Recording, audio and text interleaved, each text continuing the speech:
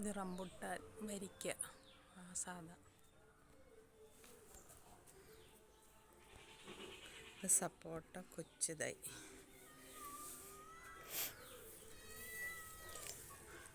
ഇത് rambutan NIT വലുതാവുന്നതേ ഉള്ളൂ. ഇതാണ് പ്ലാവ്, വിയറ്റ്നാമിലുള്ള പ്ലാവ്. ഇതൊക്കെ ഇഞ്ചി നട്ടിരിക്കുക. വിയറ്റ്നാമിലെ പ്ലാവ്. ഇത് മാവ്, നീലമാങ്ങ.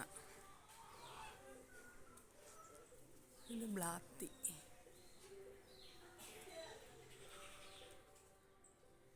ഇതിനകത്ത് കുമ്പളം പടന്ന് കിടപ്പുണ്ട് മുകളിൽ ഉണ്ട്. ഇത് കാന്താരി മുളക്, തക്കാളി, അമര, പച്ചമുളക്, കത്തിരിക്ക, വഴുതനങ്ങ. ഇത്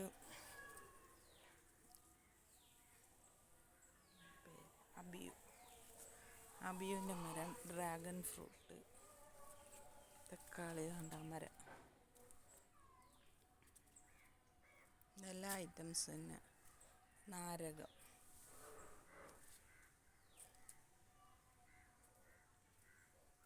അമര പൂട്ട് തുടങ്ങി.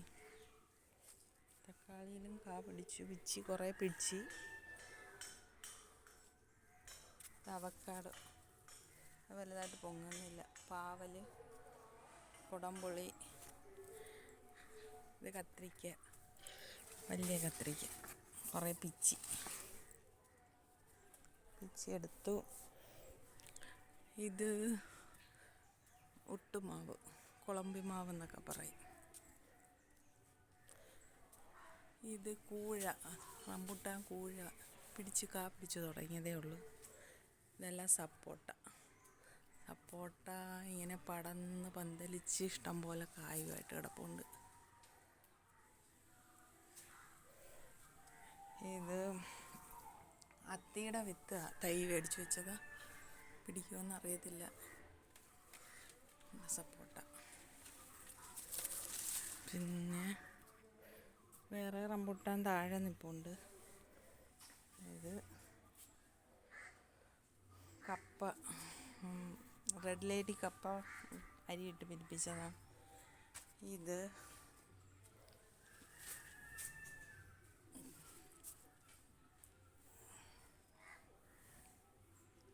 എല്ലാം മഞ്ഞൾ നട്ടേക്കുക. മഞ്ഞൾ, ഇഞ്ചി, നല്ല പേര. ഇത്ര സ്പേസേ ഉള്ളു കണ്ടോ. പേര, കപ്പ പിടിച്ചിട്ടുണ്ടല്ലോ. അവിടെ കറിവേപ്പില വയ്ക്കുന്നുണ്ടോ, ചേർന്ന് നിൽക്കേണ്ട കറിവേപ്പില. ഇതാണ് എൻ്റെ കൃഷികളും കാര്യങ്ങളും. മുകളിൽ പിന്നെ പുതിനയിലയൊക്കെ നിൽപ്പുണ്ട്.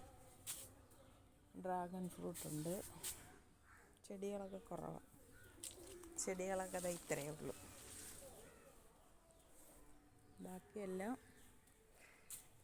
ഫ്രൂട്ട്സ് ഐറ്റംസാണ്. നല്ല താഴെ, എൻ്റെ കോഴിക്കോട് താഴെയാണ്. അതിനകത്ത് മുള്ളു ബ്ലാത്തി കാ പിടിച്ചിരിക്കുന്നുണ്ടോ. അപ്പോഴും ഉണ്ട് കാ. ഇന്നാൾ കുറേ പിച്ചിയായിരുന്നു. മുള്ളു ബ്ലാത്തിയിൽ കാ പിടിച്ചിരിക്കുന്നു. തെങ്ങുകളൊക്കെ ഇവിടെയാണ്.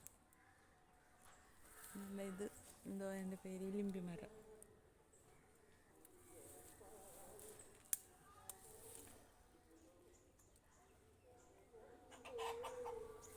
പയർ പടത്തുന്നു, മുള കെട്ടിയിട്ട് ഇതാണ്.